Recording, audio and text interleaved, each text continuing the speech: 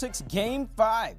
VJ Edgecombe at the top of the key gets a three-pointer to go down that capped a 12-0 run in the fourth quarter for the Sixers. As you see Jayson Tatum upset, that's because Boston ended up losing this one. A 113-97 win for the Sixers. Joel Embiid, the star of this one, with 33 points. He had 8 assists and also a block. You see Maxey with 25 points. Tatum had 24 to lead the Celtics, but Boston, with the loss, this series is now 3-2. The Celtics still holding on to the lead as this series shifts to Philadelphia. And we now say hello to CBS Sports NBA analyst John Gonzalez. And John, what in the world did we just witness in Boston on Tuesday night? I mean, the Sixers came into Game 5 down 3-1 in the series, and they were basically dead in that Charles River dirty water. How in the world did the Sixers pull off this Game 5 victory? Shots fired at the Charles River. You know, it's nice in the springtime. The sun comes out every now and again in Boston. I used to live there. But yes, I'm with you. I think that the Celtics are wondering what just happened as well. And as a keen observer, a longtime observer of the Philadelphia 76ers, I am also a little surprised that they pulled out that game. They win Game 2 in Boston. That's one thing. Now you've taken 2 games on the road in a series that I thought was going to be a sweep. And so all of a sudden now going back to Game 6 in Philadelphia, if you're the Celtics, you're wondering a little bit because, look, Jayson Tatum won for a double-double. He looked good. Jaylen Brown had 22 points, but super inefficient. And I thought he nailed it during the in-game interview where he said, we need to make some shots. We're just not shooting the ball well tonight. Well, they didn't, right? When the Celtics shot isn't falling, they're gettable. That's what happened tonight. They were gettable because the shot wasn't falling, just 40% from the floor. And then they were 28% from 3. You know it's a bad night for the Celtics when not only did they not take as many three-pointers as the Sixers, they didn't make as many three-pointers as the Sixers. That's not the Sixers game, but it was tonight. And then beyond that, Joel Embiid was fantastic. 38 minutes, 33 points. After the half, he decided, I'm not going to take any more three-pointers because he didn't make any in the first half. He was 0 for 5. Well, he decided to just go at Myers Queta, get into the paint, and play that way in the second half, and he was spectacular. And he also made 9 of his 10 free throws. Tyrese Maxey was great. He goes for a double-double. Paul George was good, and Grimes was also good. So the Sixers got way more effort from their team, and the Celtics, only 3 guys in double figures, and it was a labor to get there. Yeah, to be clear, Boston is very nice in the springtime. The Charles River, walking and running along the Charles River is very nice in the springtime. Don't get that twisted, Boston fans. Just wanted to have a little fun right there. You mentioned Embiid, and after he missed the first 3 games in this series, the general expectations for him in the basketball world were pretty low. People weren't really believing in Embiid, but not only is he back, but he really returned in this game in particular with a vengeance. That 33-point effort on Tuesday, what was it specifically that made him such an efficient scorer tonight? Yeah, I think, again, deciding to give up that 3-point shot that just wasn't falling and really get into the mid-range and the painted game against Myers Queta, he was fantastic. And it's just remarkable that he's even out there. When you were talking about the basketball world having low expectations, I am in the basketball world, and I had low expectations. I didn't think that they should even bring him back, right? He's only, as of today, 19 days removed from having his appendix out, from having an appendectomy. That's ahead of schedule. Generally, on average, athletes miss about 23 days. So for him to come back in the series at all, I thought was a curious call because ultimately, you know, I anticipated that this would be a sweep for the Celtics. Now the Sixers have already taken 2 games. I was wrong that the Sixers have given them way more fight and way more to think about than a lot of people anticipated. And a lot of that has to do with Embiid. He was good in his first game back. He was spectacular tonight. And really that, if there's a flaw in this Celtics team, it's really that front court, the power forward and center position where they're pretty thin, right? They went out and got Vucevic. He's not the guy, especially defensively. Embiid was absolutely eating him up, and Queta has had a great season. But again, that's a hard guy to defend. Joel Embiid is a massive human being, even for somebody who's also large like Queta. So yeah, spectacular performance for him. And the big thing is that I'm circling 38 minutes. 38 minutes after an appendectomy 19 days ago. Yeah, I don't think the normal human being could do anything quite like that. Now, in Game 4, Boston made a franchise playoff record 24 three-pointers.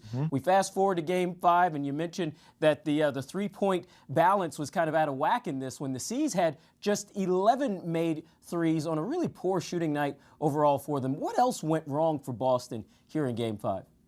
Yeah, that's it. That's the sum total. I mean, well, Jaylen Brown, it was not his best performance by a long shot. I mean, his handle was a little loose. He got some turnovers that he shouldn't have had. He got called for some fouls where he had some push-offs.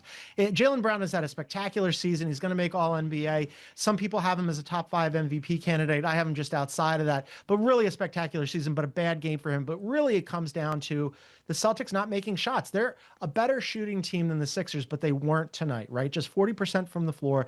And then again, only 11 threes after making a franchise playoff record in the game before. The Sixers made more threes than you. Again, not the Sixers game, was tonight. Really difficult for the Celtics to win when that happens. But this has kind of been how they've operated for the last few years under Joe Mazzulla and Brad Stevens, who just won Executive of the Year. They set up this team. Even this new iteration, they had some offseason changes, but they set up this team to take more threes than the opposition and make more threes than the opposition. On nights when they don't do that, they're gettable. And tonight they ended up losing. So when you only have 3 guys in double figures, that's a problem. And here's one more problem for you that I wanted to underline. Derek White, something's going on with him offensively. I don't know if he's lost his confidence or whatever. He's always been streaky, but tonight just 2 of 8 from the floor and 0 of 4 from 3. I was texting with some of my Celtics friends about this, and they're concerned about it too. It's just something to monitor because they really need him to be the two-way force that he has been his entire career, and especially with the Celtics. He's just been a little bit off lately. Yeah, something does seem to be off for him, and we will see what he's able to do in Game 6. The series does shift back to Philly. I know, John, you're going to be paying attention to it, and I am as well. Thanks so much for the time, as always, man. So a quick look at the fourth quarter comparison in this one. 28 points for the Sixers in quarter number 4 and just 11 for the Celtics. As John and I just mentioned, 3 of 22 shooting for the Celtics in the final quarter. They weren't very good from the field throughout the night, but particularly in that fourth quarter where the Sixers not only grabbed hold of the lead, but held on to it. That was tied for Boston's worst point differential, is -17 in a fourth quarter of a playoff game in the past 50 years. 7-50. NBA Halftime is presented by Hyundai, coming to you live from Studio J here in Atlanta. Ernie Johnson with Charles Barkley, Kenny the Jet Smith, and Shaquille O'Neal. How would you describe what you saw in the first 24 minutes, Chuckster? A scrimmage, no intensity from the Sixers, like it's a life or death situation. And the Celtics are just like going through the motion. They're not making any shots, and they still got the lead. But it looked just like a scrimmage. You don't see any desperation. Your season can end. Philadelphia's hung with them the entire first half. Yeah, but they're not playing with intensity. All right. They're down 7.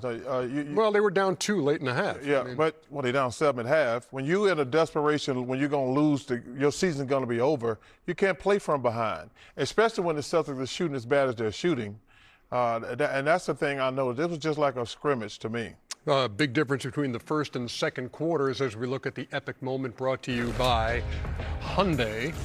Celtics led by 2 after 1, then came up with a 34-point second quarter, went 5 out of 12 from deep after 1 out of 10 in the first quarter. Ken Jet Smith, observations from half 1. Well, if Brad Stevens won Executive of the Year. And he did. Well, Jaylen Brown is a big reason that he won Executive of the Year, because this was the year they were going to be tanking, supposedly, or taking a step back or a pause. Yes? I need you to do something for me. What's that? You haven't won this out the game for about 2 years. No, I'm not. I don't know if I'm going in. I don't know, Shaq. I don't know. I don't know if they're ready for that. They're not ready for that on ESPN. All right. So, but anyway, so we're talking about a 3-level scorer. Here's a guy who can do two different ways to score. Because when he's in that deep corner, you have to run at him for the 3. When you run at him, oh no, I'm a driver. 3-level scorer, I get in, punch. And then when I'm in that deep corner again, he's playing out of it, playing off the 3-point line. Oubre loses him. Now I'm going to get into my mid-range game. Knockdown shot here. Boom. And then his last thing, Shaq, is he goes into the post. And he goes into the post. And you know what, Shaq? I am going in the game. I'm going in the game. Thank you, brother. I'm going in the game. Thank you. So exciting. I got my Boston green on. I had to come to the Garden. But when Jaylen Brown has the ball in here, he's looking, he's watching Embiid here. And he says, you know what, when I take my dribble inside, I'm going to see if he comes. If he doesn't come, I'm going to just play one-on-one, and I'm a three-level scorer. Threes, mid-range, and now post. Get me out of here. Get me back to Atlanta. Go to work, Jayson. Get in there. We score. I'm coming back, Shaq. I'm coming back. Thank you. I'm coming back for Boston. I'm coming back for Boston. I'm coming back. Well, get back here. Woo, I had to get gifts. What did you find inside the game? Well, inside the game, I found this is for you, Shaq. Right here, brother. That was inside the game. A slinky? It's a slinky. I don't know what it is, but they told me in Boston. On the label. They said you left that on the in your locker. Flex. They said you left that in your locker last time you were playing. Basically anything that's behind the big screen. I think that's a little too big to be a slinky. A slinky. It's just a wonderful toy. Yeah. Fun for a girl and a boy. Yeah, see, he left that there last time, they said. Oh, That's a great toy. You know what I was most impressed with is, like, you're just off the cuff asking him. He hadn't been in the game for a while. That was really excellent acting by both of you. What have you got on the Philly side? I've had the ability my whole career to, play with dynamic guards. And every now and then I tell them, hey man, don't look for me, go get yours. They've had a lot of success because Embiid has been out. Tyrese Maxey and BJ Edgecombe playing well. Tyrese Maxey 13 points. Edgecombe needs to pick it up with 4 points, but Chuck made the point that, they need to get themselves involved, and they're doing a good job of that, being aggressive. Right here, big fella not doing nothing. When you get your opportunity, go get yours. I'm going to get mine. You need to go get yours. Joel Embiid, I hate watching him play, and it's the reason why. 4 out of 5 in the paint, 1 from 8 for everywhere else. So what does that tell you, dummy? In the paint. Did you ever ass in the paint. The late, great Kobe Bryant to go get his? Never. No, never. I didn't think so. By the way, Embiid with 15 leads everybody. Should have 30. But Philadelphia trailing by